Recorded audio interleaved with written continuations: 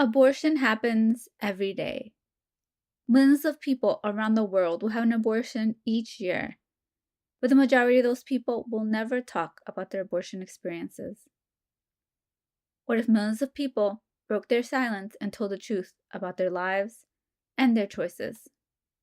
This is Melissa Madera in Pembroke Pines, Florida, and you're listening to the Abortion Diary podcast. These are the stories we share. I was 16 when I got pregnant, and I don't know. I don't know what happened. I was 16. I was at a house party. I was at my friend's birthday, and it was kind of the start of summer because I was still in secondary school. So I was out of summer a little while, and I was drinking at the party, and I hadn't been drinking that long in general. I didn't know my limits, and I didn't really understand. I didn't understand what would get me drunk and what would get me really drunk, and then what would get me like way too drunk. And that night I had sex for the first time and got pregnant, didn't know. And I went, I would say 2 weeks after that night, unknowing, and found out I was pregnant. I like to say that I found out the first time I was pregnant when I took obviously the first test, but it was like, how can you take a test accidentally? Like I took the test in no way, shape, or form thinking that I was pregnant. I took it because my friend thought she was pregnant, and she took a test and it was negative. And I was like, I should take a test because I've had sex now, and that's what, you like, it's an adult thing to have sex, an adult thing to take a pregnancy test. But I didn't ever think that it would be such an adult response from the test. And it read as positive, and I was like, oh my god. Like, I remember just like my face heating up and my stomach going cold and everything working the wrong way. And I went into my friend and I was like, why is it positive? And we just convinced ourselves that it was wrong. And we were like, well, tomorrow we'll fix it and we'll get a test and it'll read as negative and it'll be fine. And that'll be the end of it.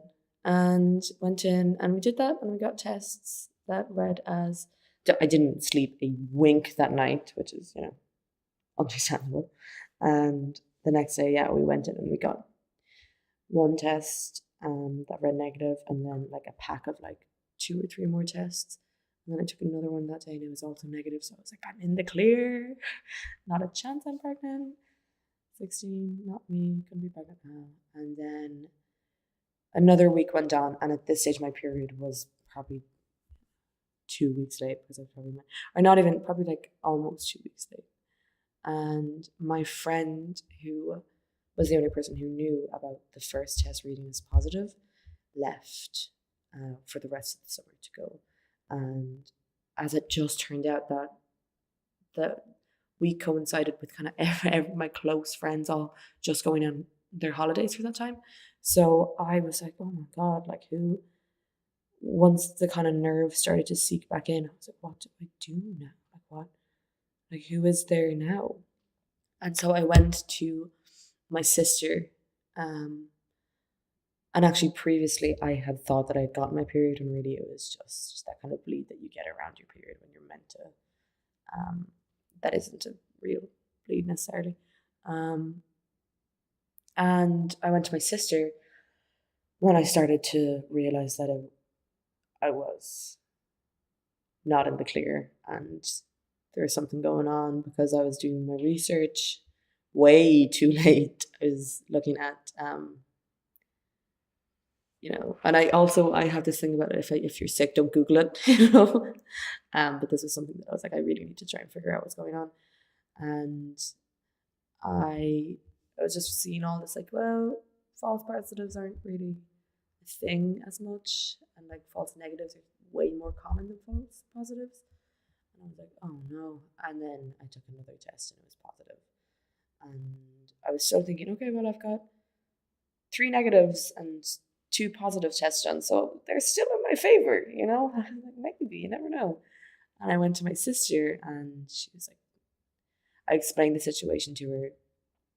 She knew that I had slept with someone for the first time 2 or 3 weeks ago before.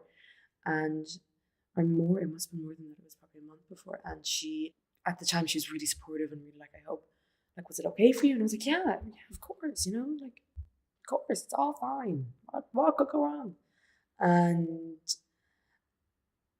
she was like, no, you're not pregnant. You're definitely not pregnant. And I was like, yeah, cool. We were both wrong. Went in that day and we got another pregnancy test, and that was the last one of 6 that I took, and it read as positive, and I took it in a clinic, and they were just kind of like, oh, well, it's positive. And you know, you don't want to deliver that like sorry, because that will be super inappropriate, but you also don't want to say, you know, well done, you're 16 and sure this was your plan.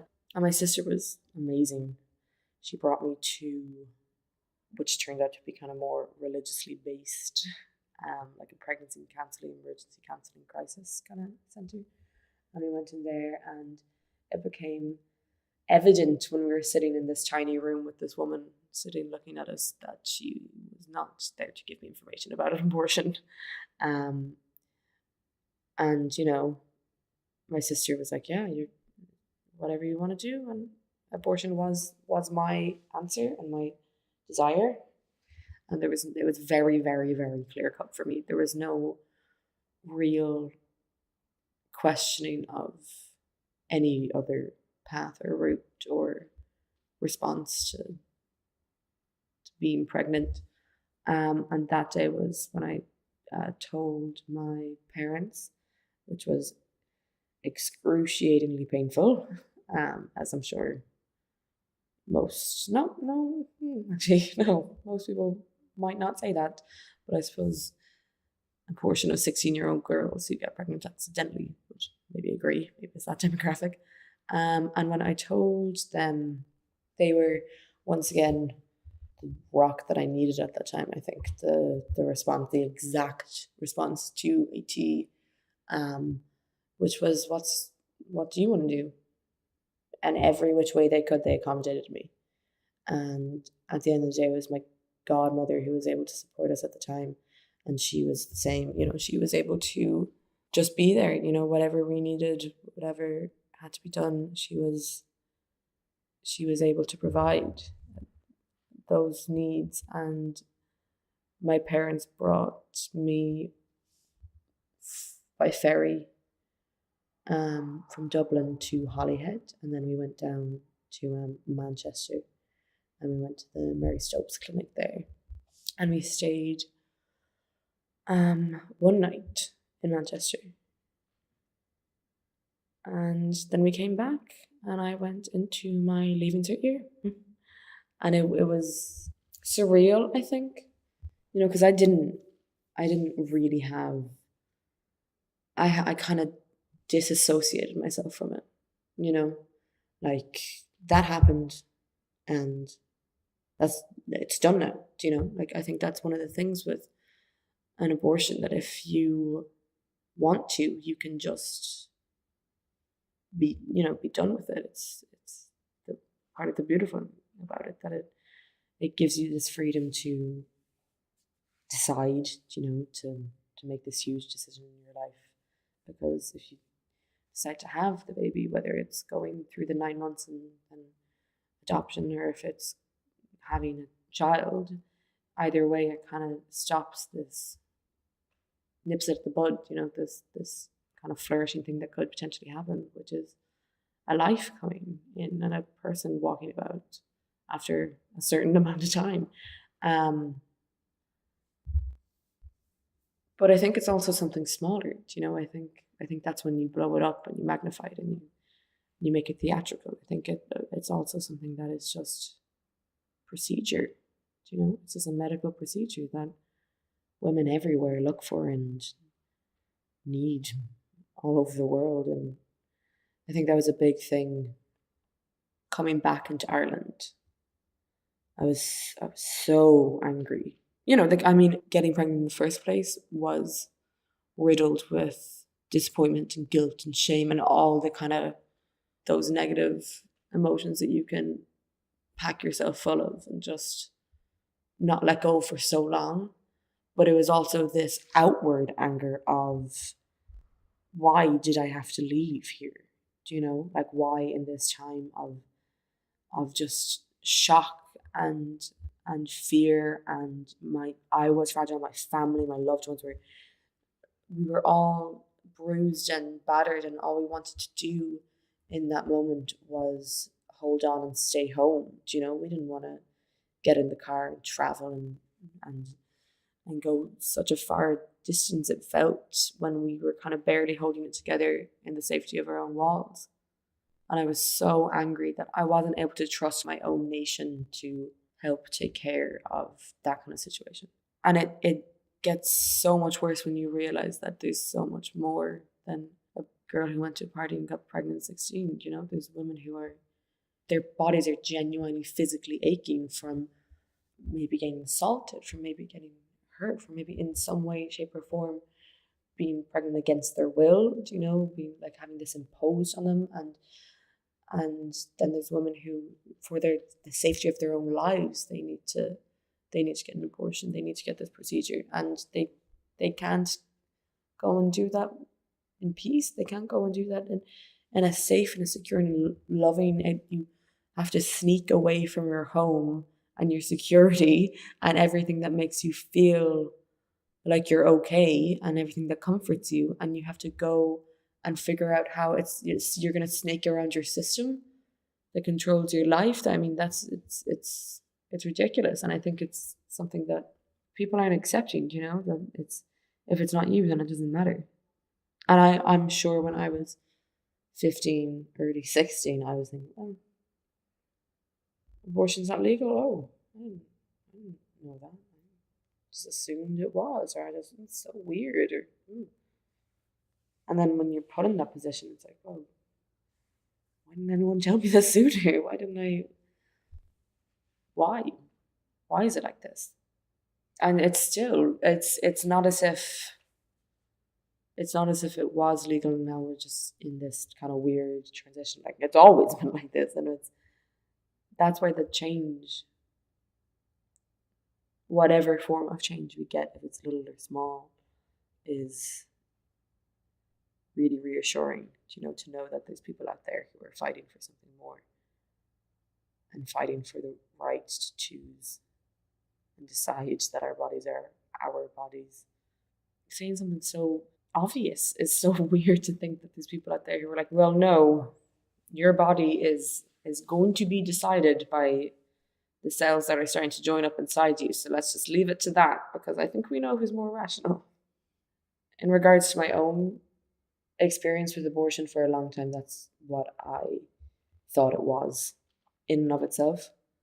An abortion, a termination, the end of a pregnancy. But really there was a pregnancy there as well. There was that potential there for a split second. And I think that's something that, I don't know if it's something that many people who have abortions realize or not, but that you're not just having an abortion and then that's, like, if you don't have that, you're going to be pregnant for longer, and you're going to be pregnant, and then once you reach your third trimester, then you have a baby. And I think that maybe it's probably more personal to me, that it was kind of maybe just one of those shot decisions, that it's having an abortion is something I'm always going to be really proud of and really happy with my decision. But I do think that I almost actually still sometimes don't accept the pregnancy, the first part of the abortion. You don't get an abortion when you're not pregnant. You get an abortion when you get pregnant and then don't want to be pregnant. And it actually shocks me, that, because I remember just thinking, at one stage, now I'm in this kind of demographic where people hate me and don't know me at all because I got an abortion, and because they hate people who get abortions. Like, you hear about people everywhere standing outside clinics and screaming at people going in. Like, what? It's the same as when I think about people who are really homophobic or really racist. And it's like, what are you doing? Like, you're angry at someone because they like someone that you don't want them to like, or because of their skin, their color. They're like, it doesn't make sense to me, But I think once you can understand that it doesn't make sense to be angry at a person who had an abortion. I just think it's funny that there's such a thing around abortions, that women kind of immediately fall into that category of people who are then treated with this stigma of, well, you've had an abortion and you are going to, that's now going to be a part of your life that you can own in whatever way you want, but that people will have an opinion on that. Which in one way, like, I know that people have opinions on everything, so there's no real point in getting that, caught up in it. Because people are going to be like, I don't like your shoes, or like your hair or something.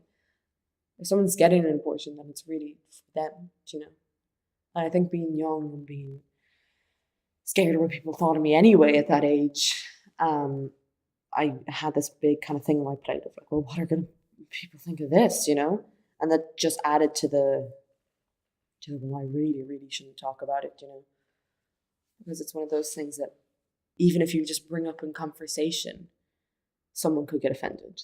And when you kind of just off the cuff, yeah, I know I had an abortion when I was 16, and the clinic there had these kind of tiles, and that's why I brought it up, because I want to get these tiles for my bathroom.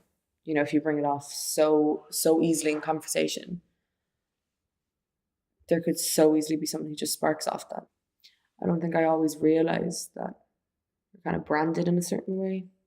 But at the same time, it's just another thing that we have in common, it's another kind of solidarity. It's like everyone who has their tonsils out, they all got to eat ice cream when they were younger. Or when you get a little surgical scar, that's, you meet someone who got the same thing, it's like, oh yeah, same, cool. That's what I want. I want someone to, when you say it, and oh yeah, no, my sister got that. But I don't know. And I get that there's people out there who don't agree with abortion. That is fine. Just let's all keep our views to ourselves. If it's going to upset someone, like, I would never scream in the face of someone who I know doesn't like abortions and say, well, you should, because I do. I'm glad though that I was able to do this, because I think, I'm not that far away from my abortion. I think in a developmental stage as much, but I think that I will be eventually. I think it will grow with time, and actually doing this is a big thing to be able to get to do. It's a huge opportunity to get to tell your story and tell you where you're at. But it's not something that, like, for a while there, like I said, an abortion is something that can be thought of as like immediate, done, like finish. But really it is the procedure, and it is that kind of little mark that's left on you. And just like anything, just like any scar that is on you, it can't disappear. And you the best thing that you can do is grow with it. You can't grow around it, and you can't stunt it. And if you do, then it could have, maybe not, maybe you're done and you're dusted and that's it if you want to. But I think even if it's growing and like, oh yeah, that happened, easy acceptance, off I go, I think abortion is still something that stays with you, because you can't delete it, you can't forget it. So it's something that you just have to remember, and how you remember it is how you decide you remember it. I mean, you can't convince yourself that it is awful or wonderful. You can just take it as what it is. And it's interesting starting to hear other women's perspectives on their abortions, because it makes you feel like, oh, whew. It's not just me, and it's not just her, and it's not just, the person that you kind of heard about when you were younger. It's so many women, so many places who who just want to get an abortion. And it's not that big of an ask. It's not, especially if like I wish if I could go back to 16-year-old me and just say like, because I didn't realize how much, but it kind of became a mantra in later years to come that I like everything will eventually be okay again. And as vague and small as that seems, it's actually really helpful. And I think when everything came crashing down at that age, I was like, well, this is like, how do I see even past this? How do I see past this experience? How do I see past the fact that I had to get an abortion, that I had to be this person now that has done that, and like that panic. And if you just take a breath and say that everything will eventually be okay again, because it will, you know, like no matter what you're going through, it will eventually, you'll get there. I think it would have meant something.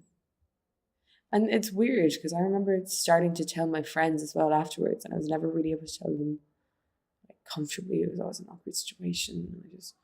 I always was so scared that people would view me differently and people would think, oh well, that's it then, I guess, you know. And I was never scared of their opinion, but I was always kind of shocked when someone had the opinion of like, oh, I don't know if I agree with that. Because it didn't even come into my head that someone wouldn't agree with it. And getting used to that process was interesting.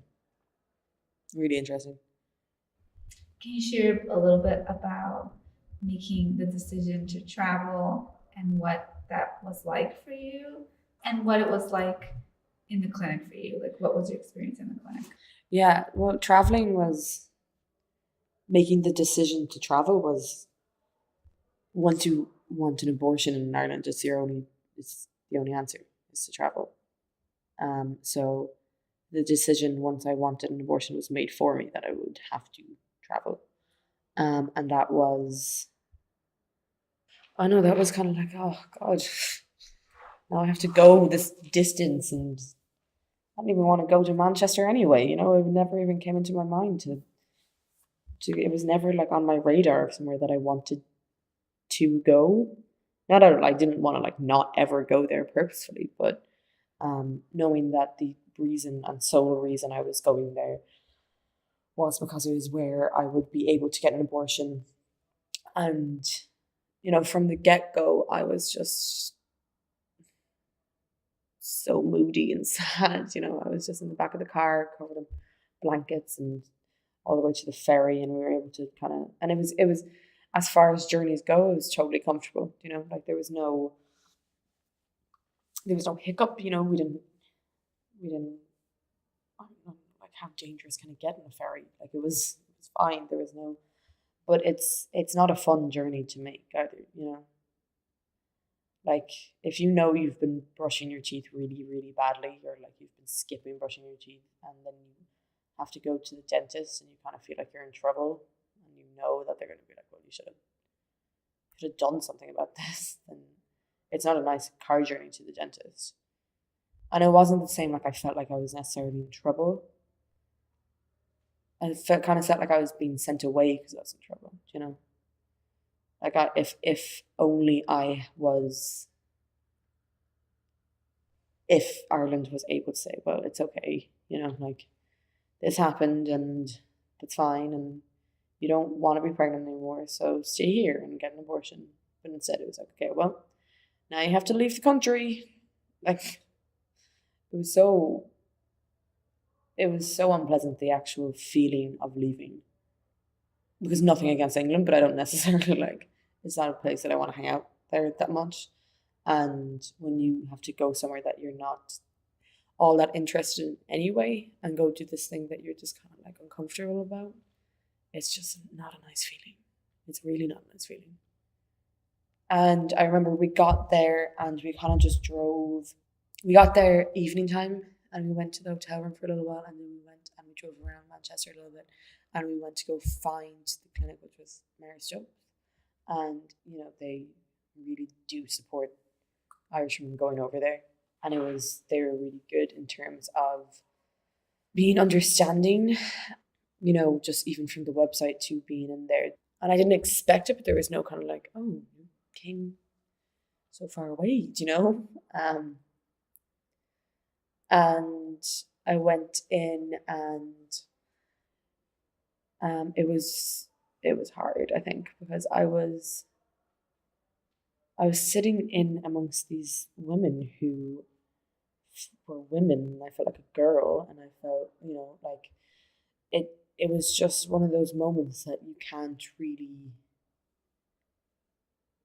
remember to forget. Like, you just keep, like, it's kind of burnt in there. Like, if you asked me about 4 years ago March, I would have no idea, if, like, it was just one of those significant kind of moments, and you wouldn't expect that from sitting in the waiting room of it, essentially, clinics. But I went in and I talked to this woman about kind of just like the details, like when I last menstruated and this and that, and I was 16, and I was nervous. I talking to just a doctor at home. I kind of was like, oh, I don't really know what to say. And then they took the ultrasound, and that was like kind of out of the blue, which it makes perfect sense to get an ultrasound when you were going to have an abortion. But it was just it was quite abrupt, it felt abrupt. It felt like, oh, okay. And I still, in the back of my mind, because I had taken 6 tests, 3 negative, 3 negative, 3 positive, I was like, well, you never know. Maybe I'll go in and they'll be like, no, it's fine. It was a freak accident with the 3 positives. And that obviously did not happen. But it's somewhere in the back of my mind, I think there was just a little flicker of like, well, maybe it's fine. Maybe nothing ever went wrong here.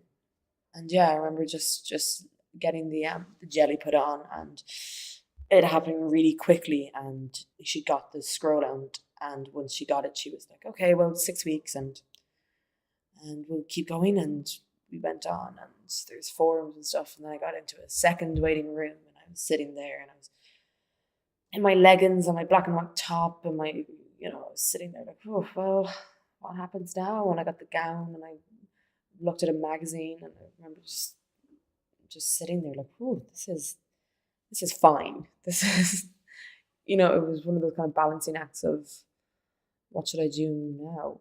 When really you're kind of standing there with no idea what's going on. And I remember I went because I opted for a surgical abortion when realistically I could have gotten the abortion pill. But I think out of pure paranoia, I just needed the surgical abortion because I qualified kind of time wise, but I also was just like, well, if I can't trust the abortion pill, like that's not going to work, which, that's not true at all. Like, for anyone who would ever need to use the abortion pill, I'm sure it's just as reliable. And I remembered that I was really nervous lying down, and they were like, this gas is going to taste a little bit funny, and if you can count back from 10. And my hand was holding onto one of the bars in the where I was lying down, and she was like, you're just going to have to let go of that. And I didn't realize how much I was tensing and holding onto it and squeezing it with my hand. And I just remember kind of vaguely mushing out a thank you, and then blinking open into the after room, and there was kind of women, sitting around, and it was so weird. It was like, what happened to that moment there? What went on in between those blinks? And I think it's just such an odd kind of, just adds to just erase it, the kind of idea that society's like, well, not even like, just there's people who are kind of, keep it hush hush, and don't bring it up, and don't say anything about it. And then if you want to not bring it up, and you want to forget about it, and you want to pretend that it never happened, you can in so many ways, because no one wants to come up and start a conversation about your own personal experience or thoughts on abortion. Instead, you can literally never have to remember the actual physical act of getting an abortion if you opt for a surgical and you go for the gas. And then you can wake up and be like, well, maybe it happened, maybe it didn't happen. Like, no, like you may not remember that it happened then, but it definitely had an abortion. But I hope that there's no one out there who wants to delude themselves into thinking that those moments never happened, because they could, I guess.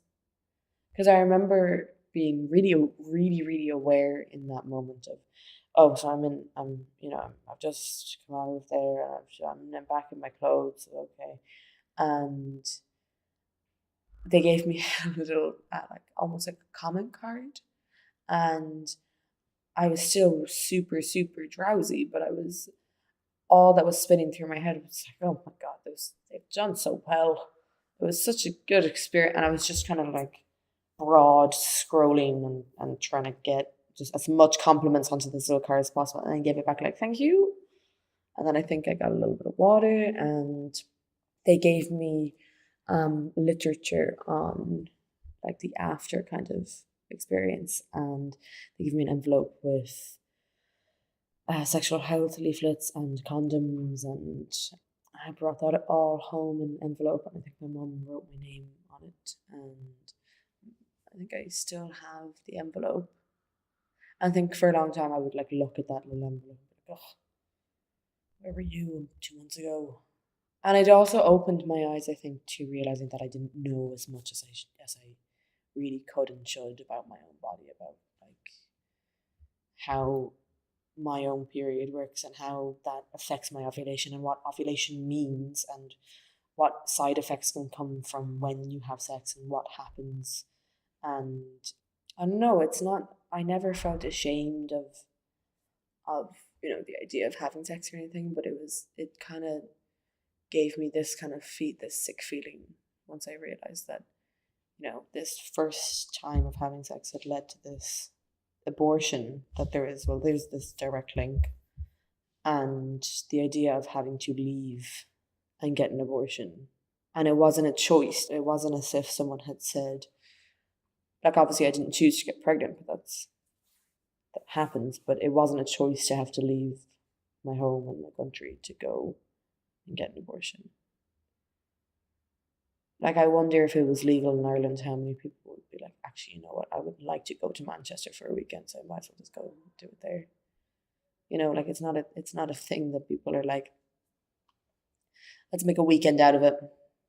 And it's not as if there's women who are like, we're getting less accidentally pregnant, or we're getting less, pregnant with consequences for the baby or mother's life, or there's less women being raped and being impregnated against their will. Like, it's these things aren't really going down, but we're still going overseas to make sure that we can get our bodies back. We're still fighting our own country. We've been fighting silently for so long, which means that as soon as a woman is put in this position and she's put in this predicament, and then it's almost as if the fight is silent and it's against herself. Do you know? Because no one's coming out and saying, well, stop doing this to your people. Stop doing this to women who are scared, or who are not at all scared, who are in a completely happy, comfortable relationship and financially able, and just in the exact right time to have a baby, but they just for themselves don't want children, or for they don't want this, or they don't want that, and it just doesn't suit them. Stop putting any woman in this flight mode, because we fight silently because the only option is to fly instead of being able to stay and actually get some kind of respect from who's calling the shots here. And it's, yeah, like I said, it's not a fun journey. You don't go over and think, oh, maybe I'll go to a museum. Well, maybe that should be the way it is. Maybe women should, if we can't have it here, then we should be able to go over and be as comfortable as possible. And if that means going to wherever. Actually, when I went over, I went to Nando's for the first time ever. And Nando's is like a chicken place. And I remember being like, this is something. So yeah, maybe abortions aren't just because we're told in Ireland that it's illegal or outlawed, and just because all over the world where it could potentially be illegal, or not potentially, where it is legal, and women are told, well, what you're doing now is bad, from the people who don't agree, and from the people who stand inside, and from the voices in their heads, and from people who just think that it's wrong and sinful, or that it's not okay or it's immoral, maybe women should take more pride. I think that there's a lot of pressure put on us to sometimes feel like abortions are not the right thing to do, but there's no truth in that. How much did it cost and how was it paid for? It was paid originally. My godmother was able to financially support us because it kind of the pregnancy came completely out of the blue. So she was able to just provide the financial support, and we were able to pay online and through debit and through just kind of have it all kind of sorted by the time we got over there, and that included, the cost of the ferry, the cost of the hotel, the cost of the abortion itself, and then whatever we had to spend over there. So that would mean getting food and getting whatever we needed and whatever we needed to be comfortable. And the price I think was 480 maybe, or from between 450 and 480, or maybe even more for the surgical. I think that maybe that was a bit. So it could have been 500 around that. And I remember actually feeling really guilty that I wasn't getting the abortion pill because it was cheaper, and it also just made more sense for that time in the pregnancy. But yeah, we went for the surgical, because the abortion pill obviously only goes so long, and the surgical kind of takes on from that. But yeah, it was all together. It's ferry, abortion clinic price, and staying in the hotel for me and my mum and my dad cost $2,000 to go over and cover all of those costs in and around, which is, fun. So if you find yourself pregnant and you don't want to be and you need to go get an abortion, you're in Ireland, just petty cash, use the $2,000 that you have lying around. And I'm sure there's cheaper ways to do it. I'm sure it's not just, you don't have to bring your parents and you don't have to go on a ferry, but in the actual waiting room of the abortion clinic, I know that there was a woman who was in there, and how do I know this? I feel like my mum was talking to her. I feel like my mum was loitering around and telling everyone she could that she was waiting for her daughter. And this woman, I think she might have had an ectopic pregnancy, or there was something going on with the pregnancy, and she had a flight back to India, I think, or somewhere.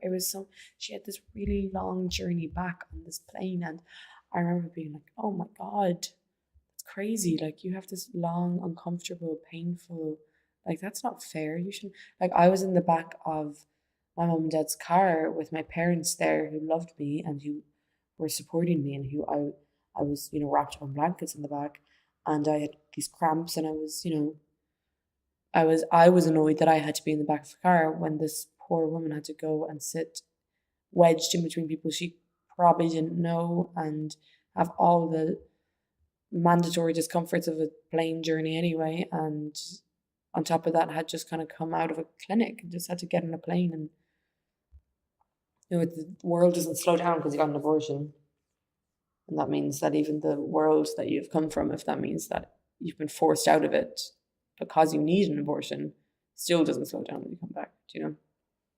You come back to the world where you have done an illegal thing, which is so it's very surreal, coming back home and thinking, oh my God, what if I had done that here? Like, what would the options be for here to break the law? How did you know you could turn to your family? I was 16 and I was thinking, no, this is kind of as bad as it gets, which is not true, at all. Crisis pregnancy in any situation is not the worst thing in the world that can happen, and it's easy to think that it is.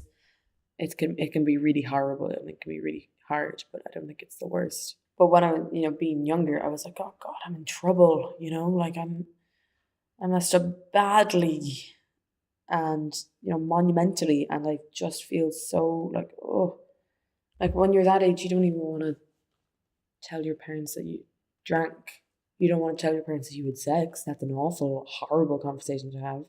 And then you're pregnant like that. Oh my God. That's just like, no. And I turned to my sister first, and that was hard in and of itself. But I knew I could turn to her because she was my sister, and kind of regardless of what her response was, whether she agreed or disagreed, she was my sister as well. And we had not an obligation, but it's that, that devotion to your loved ones that I just knew that she would be there for me. She went above and beyond. She was able to keep such a level head, and she was able to kind of carry me for what I couldn't do. Actually, with my parents, I was like, well, maybe we could just go over just me and you to my sister. And she was like, no, no, that's a terrible idea. And she did all the legwork there as well. And contacted my parents because they were away for the day. And she was like, Kira needs to talk to you. And then I went back to the house. Me and my sister actually went and we got food out, like kind of 40 minutes from my house. And we were kind of like delirious, I was like, oh my God, I can't believe that. Like, I'm so in trouble, when you're in trouble and you're almost like, oh my God, this is wild, this is crazy. And then when it comes down to it, it's actually just not that fun when you're really, really in trouble. But my parents weren't angry at me, there wasn't a second, I don't think, where they were genuinely mad. I think there was frustration, and I think there was deep, deep, deep sadness for me and for themselves. But I think seeing, someone they love, their child, so kind of torn up about something, I think they were scared as well because I was still their kid, and they knew that this was a kind of adult thing to do, and they couldn't do it for me, It wasn't as if it was a form that I had to fill out and they could just kind of guide me through it. It was like, no, you're going to have to. And they literally brought me to the doorstep and within. And I remember being kind of like, Mom, like, come on. As if I was able to handle it once we actually got to the clinic. But I knew I could tell them because I had to. And when you have to do something, you just kind of give yourself the faith of like, well, this is all I can do. This is all I have the option of doing. But there was more than that, like I knew that telling them wouldn't mean that they would hate me or disown me or forget me or dislove me. I knew that telling them would be really, really hard, but that they would still be there. And I'm so grateful every day that I had the opportunity to do that. That being said, I know that there was also a flicker in me of like, what if they do hate me? What if they just hate me? Well, they didn't. Thank God. But yeah, no, I'm lucky. Why do you want to share your story? I want to share my abortion story. I think because we all should share in one way or another, whether that's being able to tell your friend or being able to scream it or being able to just do a podcast about it or being able to do whatever it takes to get your story out there, because there's so many people who are silenced. There's so many women who are silenced when it comes to abortion. And also for me, it's a big, big thing that still has an effect on my life in one way or another. Very different from when I found out I was pregnant and when I had the abortion. It's a very different relationship I have with it. But for me, it's like I said, I want to grow with my experience with abortion, and to do that, a big part of it, I think, is having firstly the chance, having the ability to be able to do this. I don't think it's necessarily that often that you get the chance to do something like this. Also, just the fact that when I got my abortion, I was just kind of looking around and waiting for someone to say something. You never know what someone's going through around you, and I think that was a big thing that played on my mind. It was like, no one knows that this happened, but I also don't have anyone to tell.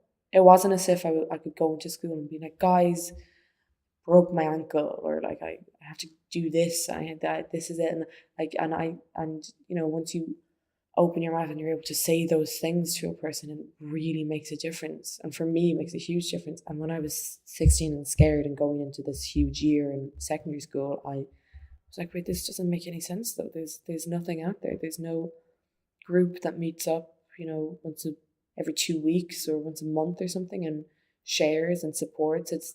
You are left standing alone, and you're left standing scared, and you're left, and that's all it is, and doing this, it diminishes that, in giving women who have been put into this box and had known for so long, silence for so long. You start to be able to hear other women's voices, and once you hear those, you can kind of let yourself hear your own voice, and then you can start to speak and you can start to let it out. And I think that these podcasts are really important, and I think that telling your story is really important if you're able to. For some people it's going to take such a long time that maybe telling their story will mean writing it down, or just telling it to themselves silently in their mind. Maybe it's shrouded with pain, and maybe it's shrouded with just regret, and maybe you don't want to talk about it, and that's fine. And maybe it's all you can talk about. And maybe for me, it was just one of those things that I gradually needed to get to, 4 years on now. Yeah. I think now for me, I just wanted to get to that stage where this was something I could do for myself, and what doubled up as something that hopefully for someone can mean that they can hear and not necessarily relate to, but just gain some kind of strength from, hopefully, because that's what these did as well for me. As soon as I heard them, I was like, something clicked, and it was like, oh, it's not just 16-year-old me, it's women everywhere. Still today, in these moments that we speak now, there's women everywhere. Yeah, that's fine. Thank you. No, thank you. Honestly, thank you. Thank you for all of this. How do you feel now that you have shared your story? Good. Yeah, good. It feels nice. It feels nice to be able to speak and not have, expectations on what I say as much, because it's nice to just kind of let it all out and not have someone who's looking at me going like, oh, right, okay, what does that mean though? Like what happens with these words now? It's just something that can come up, because sometimes when you tell people about your abortion and they're just sitting looking at you like, what?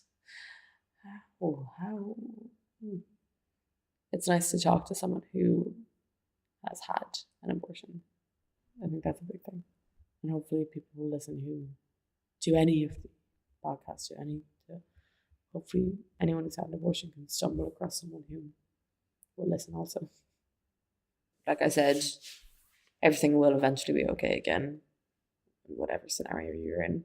Or, I think I have a very kind of jaded view of abortion. I'm like, oh my God, it's this horrible, crazy, scary thing, when realistically there's so many people out there who are like, yeah, no, I got an abortion, that's cool, that's the way it is, yeah. Whereas for me, it's quite a big thing in my life. But I don't think it has to be. Why do you think it is? In my life? I don't know. I never even questioned why I felt like this towards it, There was never a moment where I was like, maybe it's not so bad. It has gradually over time been like a lot less. But I think for a while there was all I could see, it was all I could breathe and think. And I think because it was just so like, I don't want this to be a thing.